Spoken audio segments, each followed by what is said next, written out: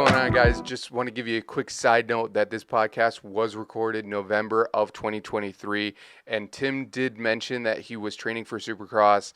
He did have an injury leading up to the podcast, which did ultimately take him out of Supercross, so now currently he's training for motocross. So back to the podcast. Hope you guys enjoy it. Hey, what's going on, guys? It's Josh with Paparazzi Imaging and Films. This is episode 20.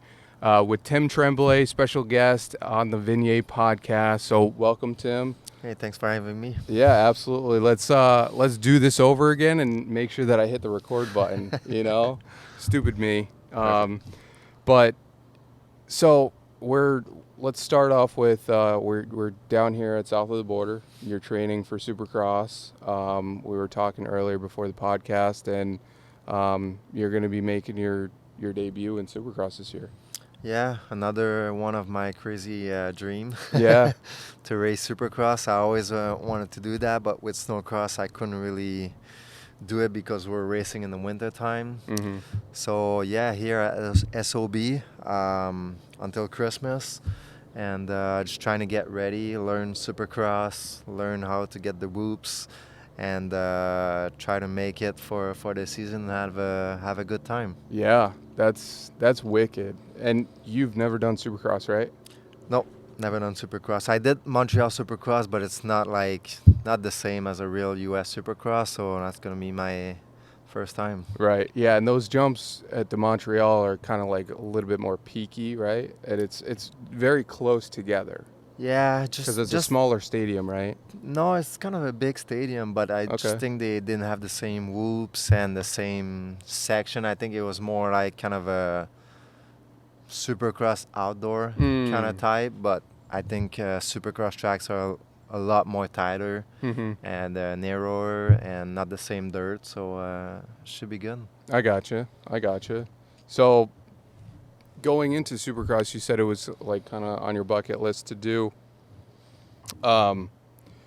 Is there like a track that you're kind of looking forward to that's on the Supercross schedule?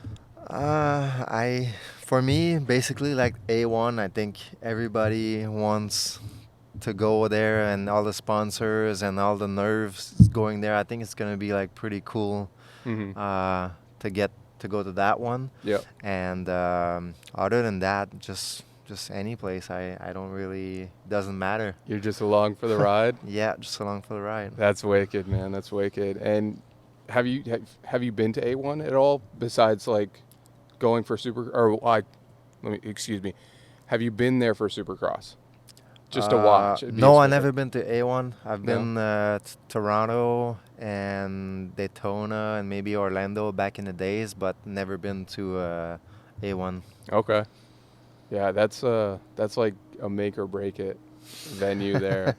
Yeah, as long as I stay on two wheels, that's basically my plan for the season. So try to stay healthy and smart. Mm-hmm. And yeah. And you're doing 450, right? You're not doing 250s? Yeah, 450. Too big, big strong Canadians, too big for the small bike. You'll break that thing in half, right? Yeah. Jeez, that's funny. And you've been training here. They have what, 2 national tracks and 2 Supercross tracks here? Yeah. Okay. And amateur Supercross too. That's right. That you can ride, but anything that you want to get ready or be a champion, there's everything here. Mm-hmm. And yeah, just really happy to be here and be in the warm weather. Yeah, for sure. It's definitely different than Snowcross weather. Do you miss the Snowcross weather at all? Nope. No? No, it was always like, if it was too warm, then we get like water in the face. But then when it's too cold, it's like snow dust. So it's really hard to get good condition racing Snowcross. But definitely not as cold for sure. And you're getting a little bit older, so that like the cold is not good for the bones, you know. Yeah. And you've got a couple injuries too. Oh yeah, I broke pretty much everything on my body. So you're like the Terminator? Terminator Hasselhoff? Yeah. I don't have quite much maybe titanium on myself, but a couple parts. Jeez. Oh, that's funny. Yeah, so going into the Snowcross, how was that for you being an athlete? And you just retired not too long ago, 4 years ago. So talk to me about retired life, and now you're, we were saying earlier, you're chasing your dream of being in Supercross. So how is it being retired? Uh, it's okay. Yeah, it's okay. Come on, you're down Yeah. here in the South, man. Yeah, but for me, it's like when I retired, it was more like my head, and I still wanted to do it, but my body was getting like so bad, Mm-hmm. like the second day of racing, that I just couldn't do it anymore. So that's pretty much why I retired. And then after that, you know, working for a guy in snowcross like Sam Bluen and Mm-hmm. Jordan was kind of cool to go to the races and stuff, but definitely not the same as racing. So for me, I kind of tried different kind of jobs over the last couple of years, but nothing the same as racing. So Right. Yeah, that adrenaline rush, it never goes away. You're always chasing, especially with like a athlete yourself, and you're at the pinnacle of snowcross, and you won a championship. You won a championship your third year in snowcross, and then you won. Well, let me start over. You won in pro stock, and then you won in pro open, and it's just like you're always chasing that, and you always want it. It never goes away. I ride motocross myself, and it's like you say that you're done, and you're never done. yeah, no, for sure, chasing championship and just like a goal of winning or be the best in something. It's kind of cool, and nothing better than that. But yeah, now I have to look at other things, and that's why I keep racing, because it keeps me alive, and that's what I like. And I just wish I could race until I die, basically. Hey, you might be able to. You're a Maybe big, not strong motocross, Canadian. but maybe I have to race cars or something like that. Well, maybe those electric bikes that you got over there. Yeah, maybe that. That'd be cool. But yeah, it's definitely different. I don't like looking at Tucker and seeing how he just exited the sport is just so weird to me, because it's like and you raced against him. You won the championship against him, and it's like, how can you just step away from the sport and not do something else? He's a family man now. He doesn't do anything. Yeah, I know how he feels, and there's not everybody that can. I don't know how to say that, but it's like it's really hard to get away from what you love and what you've been doing your whole life, Yeah. and racing too. And some people just don't want to do it anymore, and just because if they're in it still, it's gonna make me hurt themselves or something like that. But for me, it's different, because I love it so much that I want to stay into it. I want to stay in the sport of racing, and that's what's keep me like driving. So for me, it's a little bit different, but definitely when you're a professional athlete, that you retired is probably one of the toughest thing you have to do. Yeah, I could agree with that. That's tough for sure. And he did it for when he was like a little guy. You started racing when you were what, 20, you said? Yeah, when I was 20 on Yeah. snowcross. So that's a long time to race. And he raced with his dad. Yeah. And Yeah, he raced forever. Yeah. What is he, a 12-time pro champion or something like that? Yeah, I don't know, but he's got definitely more title and wins than me. I don't know the popularity though. Like I think you, Ross, Cody Cam are like tied for popularity. Okay. Robbie Malinowski maybe, but like you guys were at the pinnacle of the sport. You guys were it. You guys were battling in and out every single weekend. Yeah. So how was it racing with those guys? It was good. I mean, for sure, racing with Tucker, you had to be on your A games if you wanted to beat him, because he was good on the equipment, team, probably training too. So that was really hard to race him. But when I was able to beat him, I was pretty happy. And Ross was kind of the same guy as me, just work hard, and same boat as me, as trying to beat Tucker or me. Cody Cam, yeah, we kind of battle a little bit because he moved up to pro in my last couple of years. But yeah, anybody that wants to win bad, it's just gonna be in your way, and just you're gonna have to be better than them. This video is brought to you by our great friends at CNA Pro Skis. Whether you're looking for a ski in the mountains, trail, watercross, snowcross, or any other application in the wintertime, hit up caproskis.net, grab yourself a set of skis, and now back to the podcast. Yeah, for sure. For sure. And then kind of going back, 2017, you're so close to winning another championship. Yeah, that was one of my really good season in my career, and I had a really good sled with the Shearing Speed Sport sled, Skidoo. But yeah, just the story of my life of breaking belts. I had to blow another one while winning the race on Friday or Saturday, I think. Mm-hmm. So that kind of Was removed that, me a couple points. And was that at Geneva? yeah. Oh, Yeah, it was the last weekend. Yeah, I think I came in with like 28 points or 34 points lead before the weekend. And after my DNF, I kind of lost a lot of points. And Cody is always super strong at that race and getting Ocean. I think he won everything. He won all his qualifier and all the races. So really? he was hard to beat, but I don't know, man. It was a tough break for sure. Yeah. Yeah. That would have been your second one, man.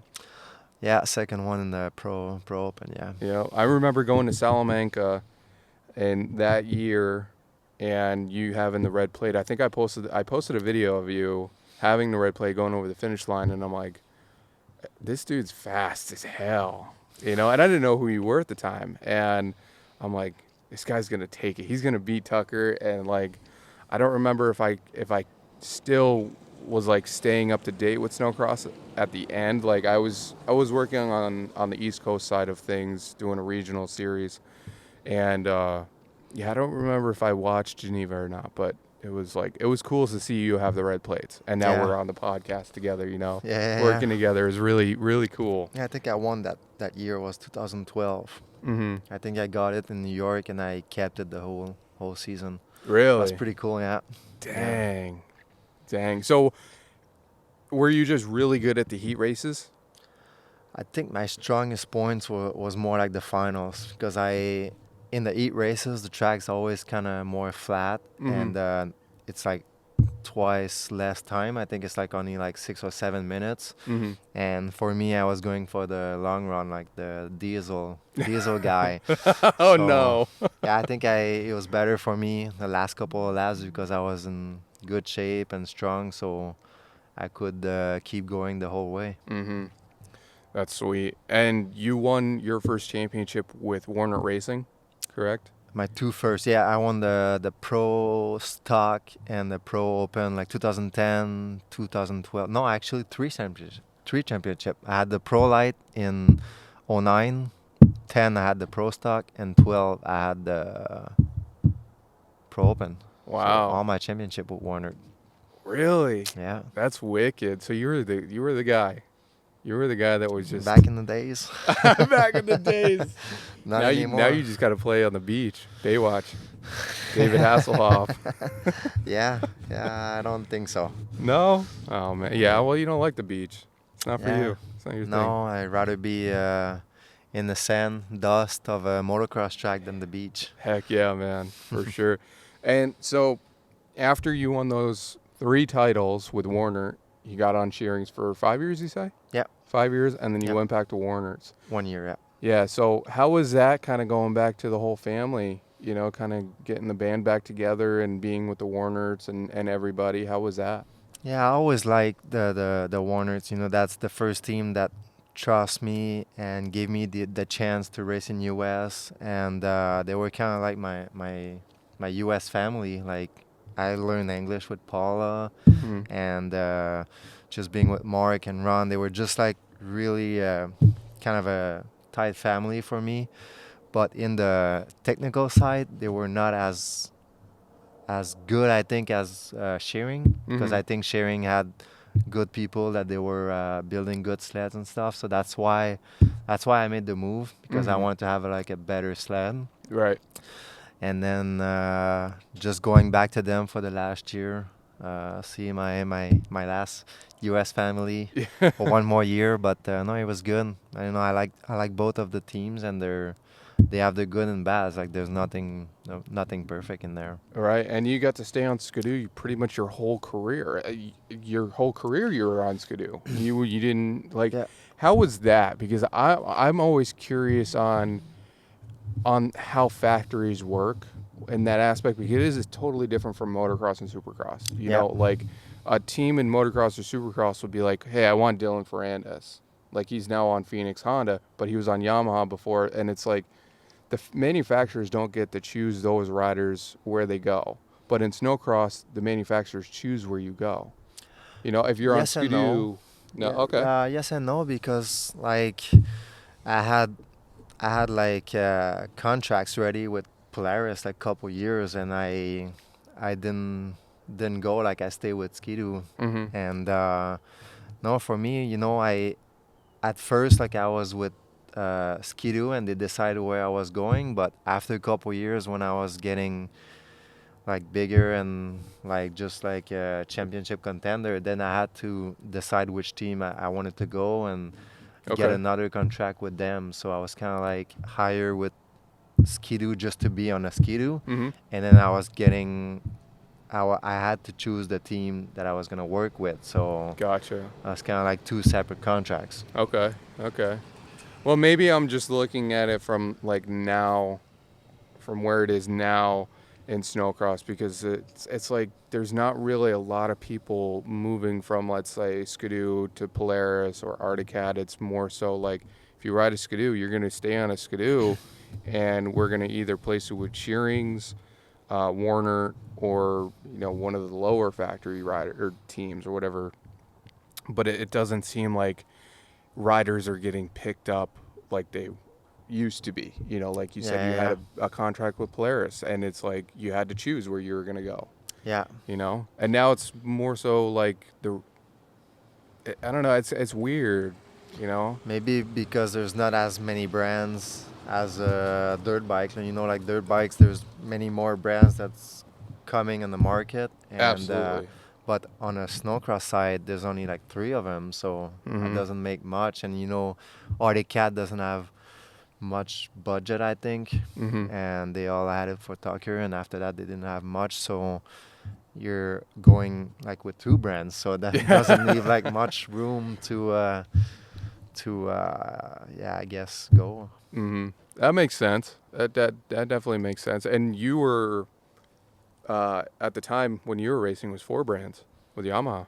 Yeah, no, I think Yamaha was there for a couple of years. Yeah, no, that was pretty cool. With Robbie, right? Getting all the whole shot. Him and Taylor, Robbie and Taylor. Yep.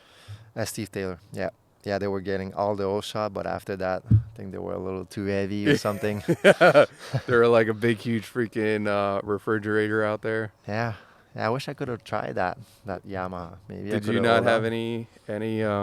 No, contracts? I think they stayed for 2 years, and after that they spent too much money and they just decided to quit. So Yeah, because they were with Boss Racing, right? yeah, With Gary. Yeah.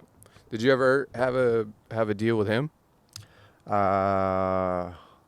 Yeah, I talked to him like a couple times, but I was always like going for Warner and sharing at that time. But yeah, I talked to Gary a couple times and almost got on the team. So yeah, almost. Jeez, that would have been like all the Skidoo teams at that point. Yeah, no, just basically, yeah, there were 3 big teams that time. So Yeah, that's wicked. And did you ever win at Valcourt?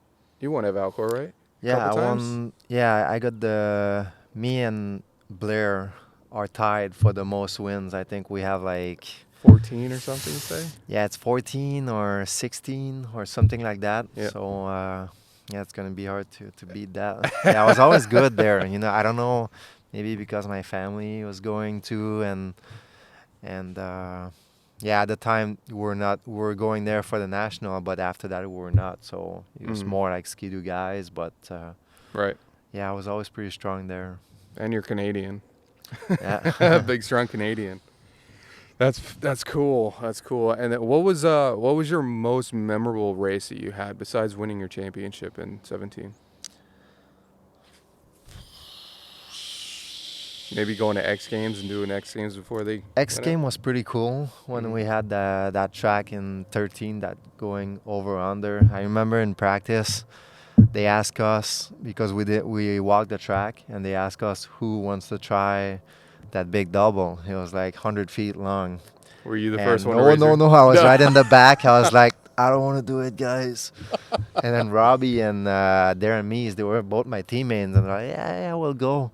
But man, it took about like 5 minutes the guys to decide to make it, and then they finally made it, and it's like, how was it? It's like, man, you just gotta hold it wide open. Uh-huh. We're hitting that thing like almost like 50, 60 miles an hour, wide open, going down the hill to make that big double. So I was so scared. Like every time I was doing it, I'm like, please don't blow up. Yeah. Don't Please blow. make it.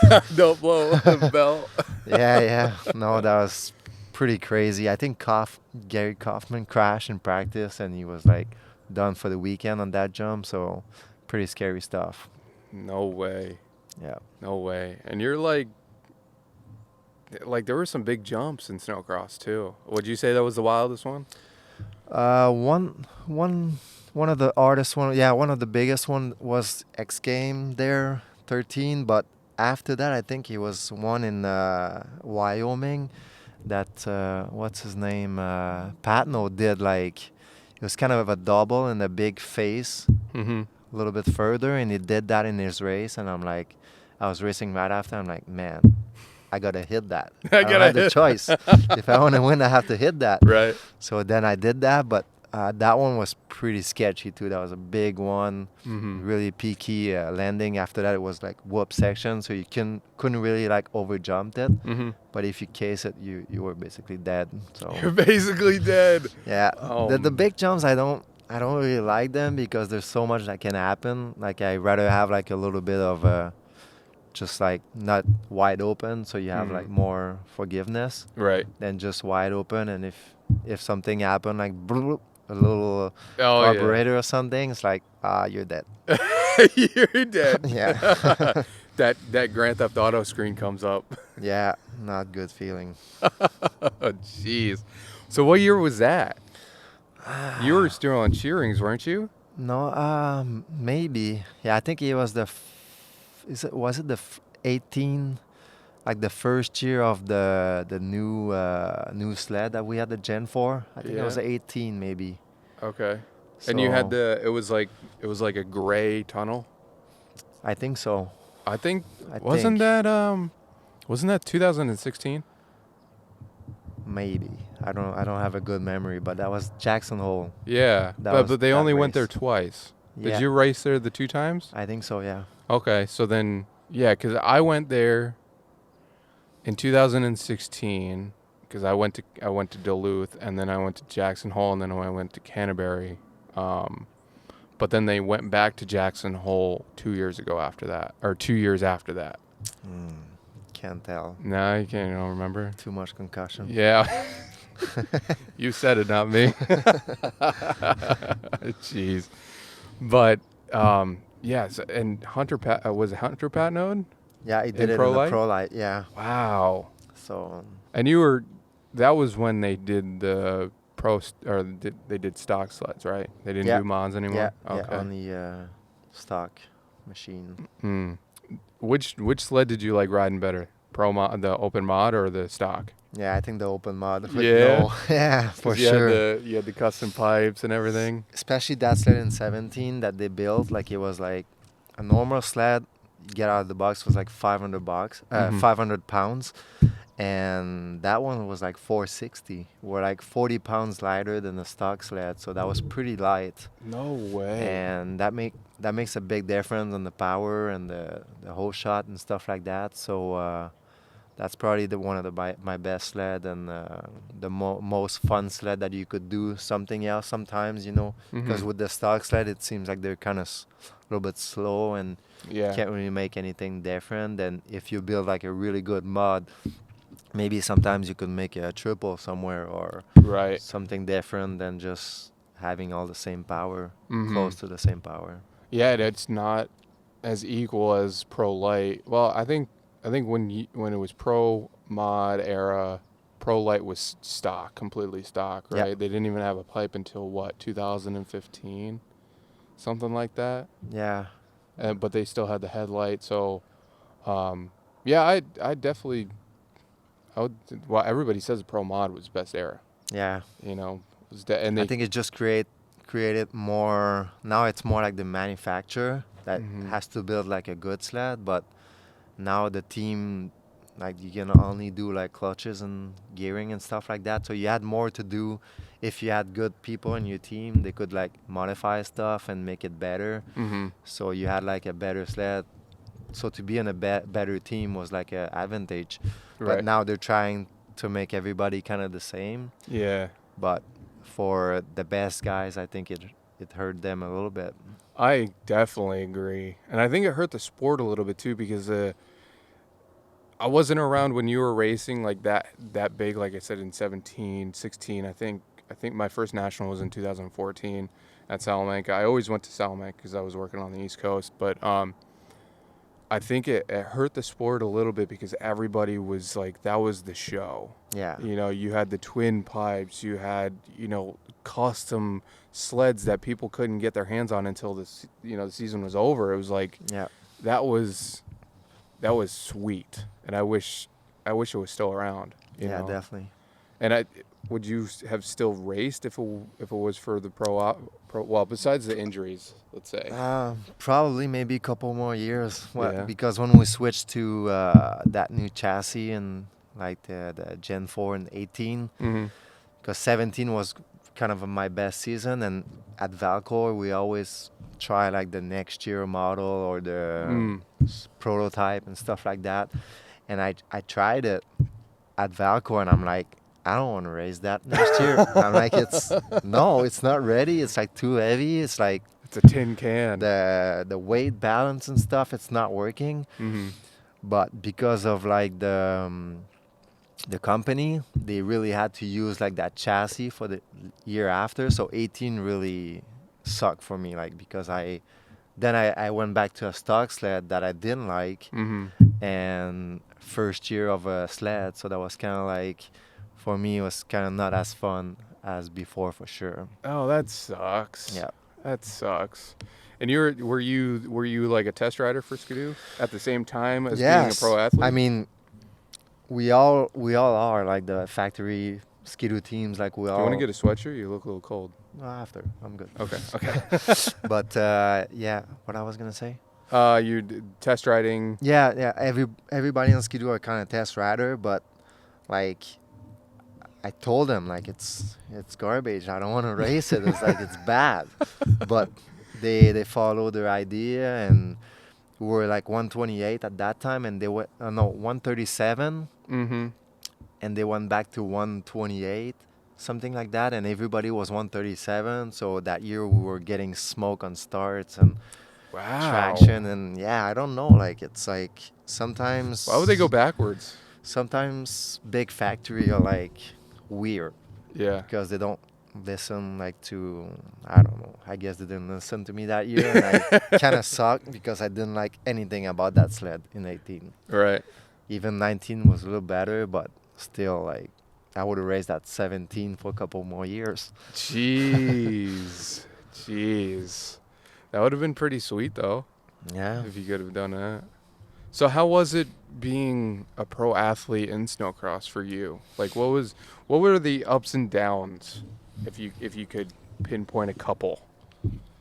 For me, being a professional athlete, making money, racing was probably the best thing that could happen to me. Mhm.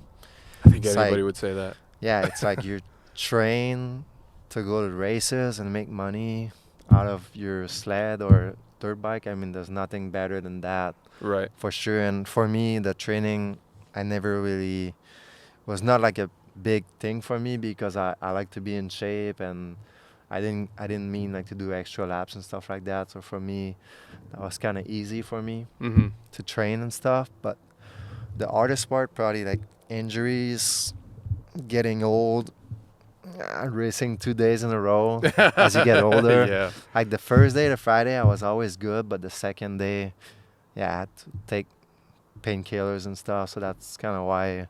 If it would be one day, maybe I would have kept going a little more. But Yeah. 2 days in a row, I was just like done Yeah. the second day. Yeah, that's tough. Even like me for being a media person, it is pretty rough, you know. And the hardest part was going to Valcourt and having to be in negative 30 degrees. Yeah, Valcourt was always cold. I'm pretty sure like almost every year I'm like freezing a finger there. Yeah. Basically, like because you can't ride with big gloves, Right. so you have to have like small gloves. But I didn't like the hand warmer, and then so Did you ever use the full on mitt over the handlebars? yeah we did. But it was always kind of in the way when I was turning, so I didn't really like them. But sometimes we're kind of cutting them a little bit to try to make it a little warmer. But yeah, always like a frozen finger there for sure. I remember my eyelashes would freeze together. Yeah. And I would have to like pry them open. Yeah, it's And I'm always cold there. Yeah, no thank you. No thank you. I don't, I'll be going back this year for the Nationals because they're doing a pro only invite there. Okay. Yeah, so it's like. No pro lights? No, it's. Okay. Yeah, it's pro 30, pro women. I do believe it's pro women, pro light, and pro. Okay. Yeah. That's cool. That's cool. They go back to, I'm sure they're going to be a lot of fans going there. Because every year they're asking, yeah, where's the other guys? Yeah, they're not coming. It's not part of the championship. But right.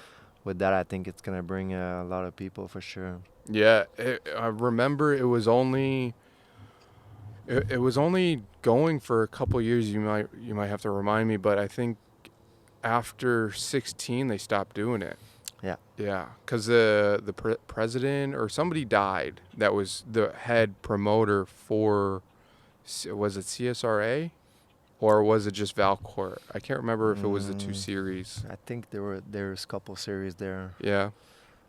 But the guy retired and then he just stopped. Well, they didn't want to do it anymore. And I think that's I heard somebody was like owning money or something. Oh, no. Yeah, I don't know. Like maybe that's a wrong story, but that's what I heard. Huh.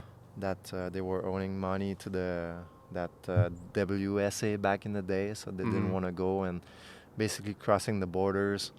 It's a little tough and it sucks. You have to do the inventory and probably half of the mechanics had WY or something before, so they couldn't cross or something. So kind of a pain in the ass, but for us, we were doing that like every weekend. So right, yeah, that had to be tough for you guys.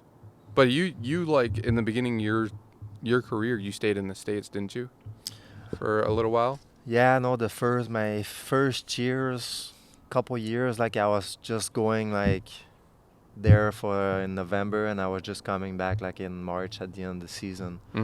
But after that, when I got older, when I got kids, then I was trying to go home more often. Yeah, that makes sense. That makes sense. And you lived in Quebec, right? Yeah. So and then that was what, probably like 4 hours from Valcourt, or 2? I was about like maybe 4.5, 5 hours from Valcourt. Yeah, I never went there. Basically, I'm more north of them, so we get more snow, more cold weather. So I was always try to stay close to home to practice, and then just go to Quebec and fly to go to the races. Right. Did you have your own track too down there? Yeah, I had my own track. I bought my own groomer as soon as baller over here. No, as soon as I made a little bit of money in snowcross, I bought my own groomer, and that's why like I wanted to be home more, and so I could build my own tracks. A lot of work, but for me, I was more happy being close to my family than being in U.S. all alone myself and. Right, staying at Warnard's or Shearings. Yeah. Yeah, that makes sense. And it's like there's really. You can tell me the honest truth, but there's like nothing up at Shearings. No. It is like a desert out there. Yeah, there's not much distraction, you could say. It's pretty focused on racing and riding, but other than that, there's not much about gas station and So it's better to be in ERX and being close to the big towns, and so you can do something else sometimes. But I mean, it was cool to get our own stuff, but a lot of work to prep the track. You know, I had to prep the track, me and Robbie, and so definitely more work for sure. Yeah, 100%. And how was it working with Robbie and having him as your teammate? It was good. Yeah, Robbie was kind of like almost retiring when I came in. Okay. So kind of like telling me how to drive a groomer and stuff like that. And no, Robbie was good. Nice. Friendly and stuff. So yeah, no, good teammate. Did you always like, because teammates are, I don't know, they seem like it's a little bit tough to have a teammate that is at the same level as you, because you always want to beat him. And he always wants to beat you, you know, and you guys are going after the same championship. So was it like, were you guys talking at all? Like, obviously you were friends when you guys were at Shearings, but like, did you have your own routine and he had his own routine, and then like you guys came together at dinner and said, hey, what's up? Or was it like, we're all just going to be one happy family and we're just all together, basically. Like, just we're prepping the track like half and half, me and Robbie, and then basically doing our motos together. And I think being on a team, it's like the first guy I would like to beat me is basically my teammate, because we all work together, and sometimes he can find a good setup that I'm gonna have it too, or I can find something that's gonna have it too. So I mean, I think it's for sure you're racing for yourself and you want to beat him, but I wouldn't be as dirty if I would pass my teammate than another guy for sure. That's funny. That's funny. So yeah, he retired, you said, not too long after you got on the team? No, I think we stayed a year or two together, and then he retired. Wow. Yeah. Wow. He doesn't.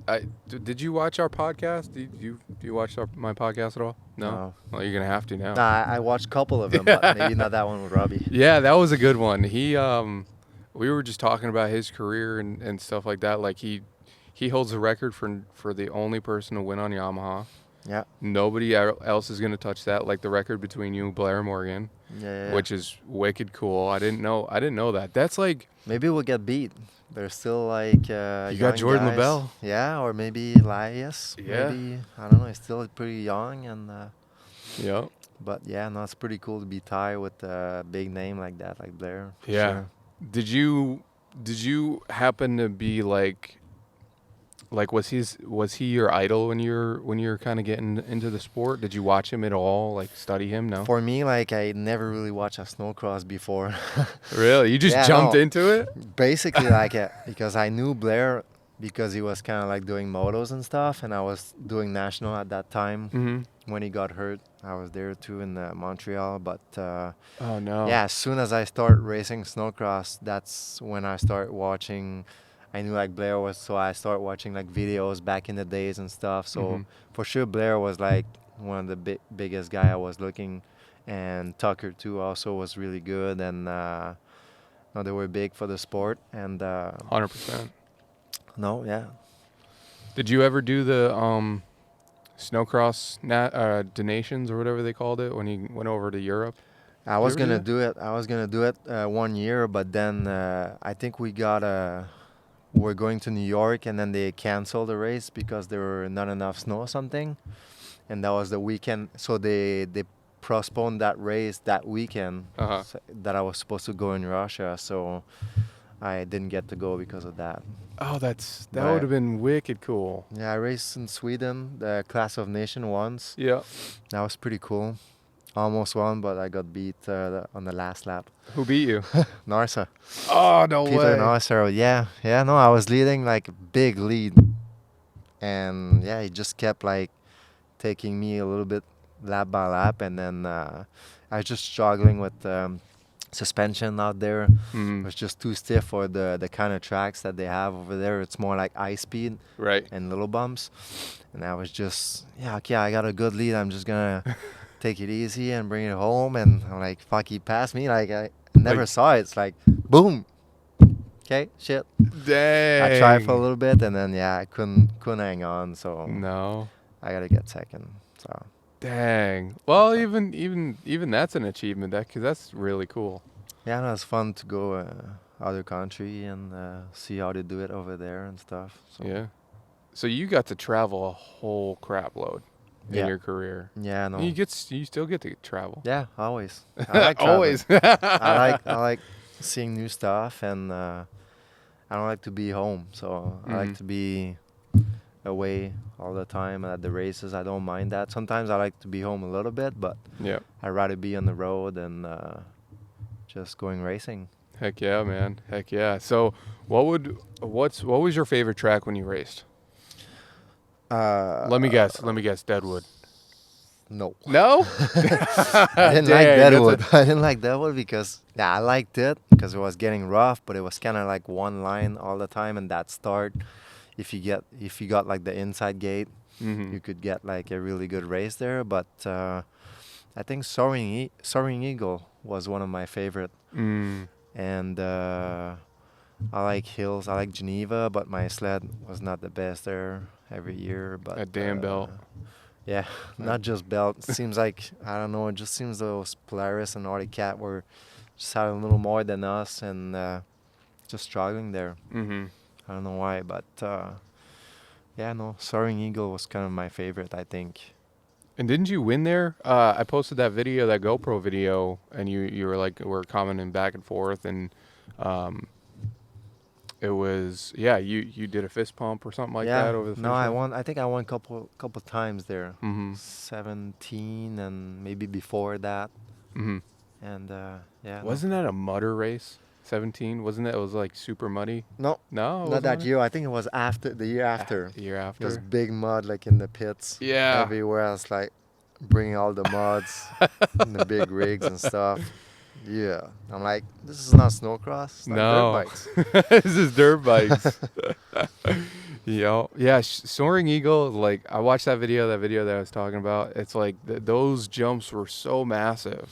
You know, you went over the hill, and then you came back up. You did that big jump, the big triple, and then it was like an L shape, right?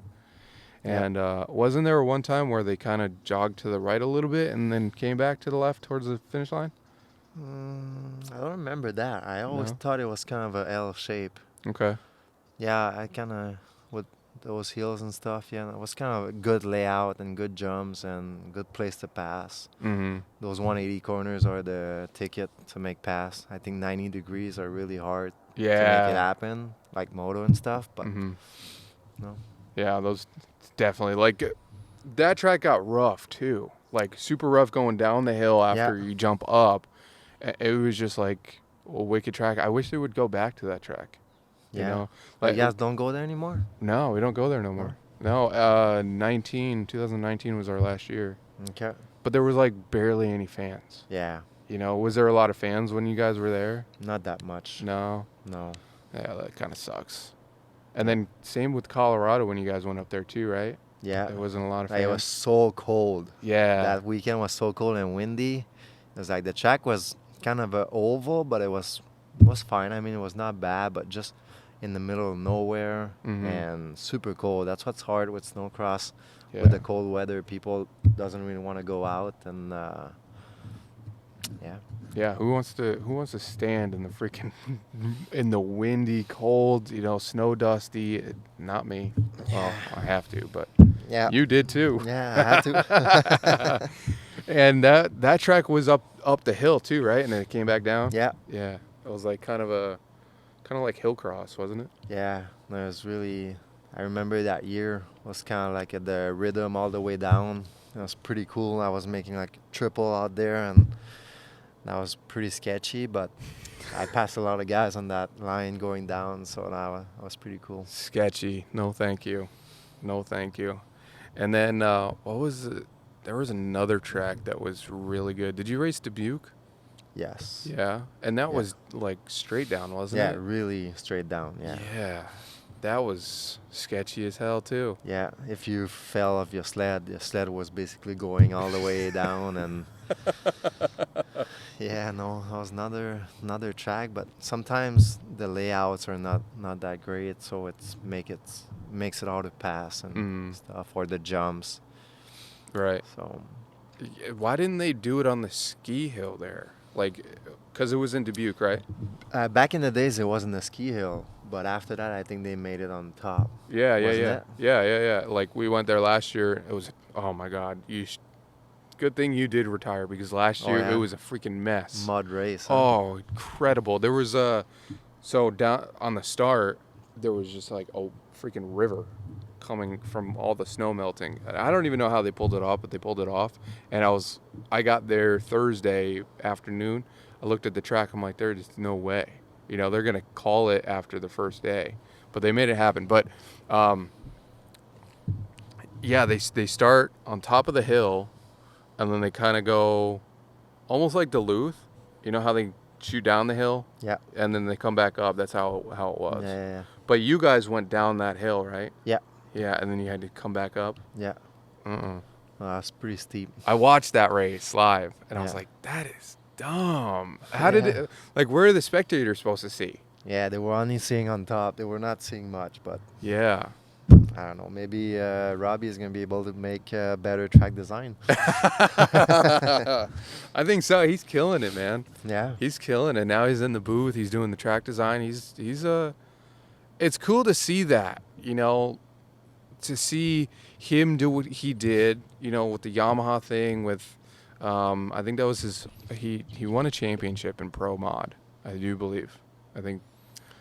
And then he went to win the first Yamaha podium, and then he was on Shearings with you. Then after he retired, he was with Leighton Motorsports, Coutu Motorsports, and then he kind of went off and did his own thing, then came back. Yeah. You know, and now he's doing the announcing and track design. It's like, I wish more people would do that in this sport. Yeah, I think it's always good to have a guy that raced and been in there for so long that he's kind of knows what he's talking about. Yeah. Like he knows how to build a track and stuff, so it brings like a lot of knowledge, and for the fans it's kind of cool to see the last champions and big rock star from back in the days. So yeah, I think it's cool to bring racers like they do in Supercross, like James Stewart and Ricky Carmichael, and I think that brings more value to the sport and what they're saying too. Yeah, 100%. And last year there was a couple races where the team that Elias was on, Themed Motorsports, they brought an old MXZ that was like modded out, and he did it for opening ceremonies, and they left it on top of the tailgate of the truck, or the lift kit of the truck. And it's like that right there is wicked cool, because that's a piece of history, you know. And that needs to be more driven into the sport, because then it, you know, it kind of brings you back into it, because then what if they start talking about you, or doing like a podcast like we're doing, or having you in the booth as like, you know, he's retired now, he gets, you know, he's riding motocross, whatever the case may be, but it's like, that's cool stuff, you know. It's a piece of history. Yeah. I'd like to go. I would do it a weekend or something. Heck yeah, man. I think when we were first talking about this, we were talking about something. I was like you coming to a race or something like that. Yeah. And that would have been cool, you know. Yeah. But we're here in south of the border, whatever. Yeah. I think you should show up to a snowcross race, just to hang out. Like Renheim showed up last year. Yeah. At ERX. Yeah, for me I know it's a little harder. It hurts because if I go there, I would like to race almost. Like it's like I don't like to go watch the race. I rather race, but maybe one day we could make it happen, and so I could see the old guys. Yeah, you do Pro 30. Yeah, let's smoke those guys. It's only one day though. Oh really? Yeah. Perfect. Exactly. See, there you go. Yeah. Now I got the gears going. I think I would be too strong for the 30 guys. Well, whatever. Well, you can be like Andy Leaders. He does one day of Pro 30, and then he jumps in Pro Light. Yeah. You could do one day of Pro Light. I don't think they would want me in pro light. Why not? You're gonna be banging them and taking them out. I don't know. Big, strong Canadian. Yeah. Come on. I know Shearings would give you a ride. Nah, I don't know. I'd rather be in the dirt now. Jeez. Well, at least you're having fun with it, you know. You're having fun. You're going to be doing Supercross. It's wicked, man. That is so cool. But let's kind of dive into your role with Sam Blauen a little bit. I think we talked about it a little bit. We didn't really touch on it, but working with Jordan LaBelle too. What do you think his year is going to be now going into pro? For sure, working for a snowcross guy was kind of cool for me because I was kind of like stepping away but still being in there because I was riding and testing. So I really liked that part of it, testing, riding, and didn't have to be in super great shape for racing. So I really liked it. And working with Jordan a couple years ago, and that kid's got really good talent, and he's been riding sled since like he's 3 years old. So since he was born, basically conceived, and has been dominating the pro light, and I think he's got a good chance to be a top guy in the pro class for sure. And maybe this year, we don't know. I think he's going to be in good shape, and we all know that he's riding early in the season, so I think he's going to be doing good. But young guy, he's got heart, he's got basically everything to make it happen. So he sure does. I hope there's another French Canadian that can make it on top. Heck yeah. I always, for some odd reason, I always love when Canadians, you know, kill it in the sport. I just got to think, like, Francis Pelletier. Yeah. I don't know. He's one of my favorite riders. I don't know why. It's just like something about him. You know, he has the style. He's like wicked cool, you know, and I don't know. It's just something about Canadians. All good people. Yeah, for real. For real. The poutine, Yeah. you know, the motocross tracks are badass too. I've been over to, it's over like above New York. I can't remember the name of it, but it's huge. They got like big tabletops and stuff like that. But anyways, yeah, wicked tracks. Poutine is wicked cool, wicked good. I don't know. Everything about Canada. Canadian girls. Oh, you know. Yeah. Yeah, that too. But yeah, you think Jordan's gonna dominate pretty hefty, like he did in Pro Light, 2 titles back to back. It was a bummer. I don't know if he's gonna be winning, but I think the pro class are maybe not that much faster, but they're just stronger and smarter, so it makes it really hard to make a pass or something like that. But yeah, if he has good starts, I think he can win for sure and be on the podium for sure. But we'll see. It depends how he starts and if everything works for him, and the mental game also.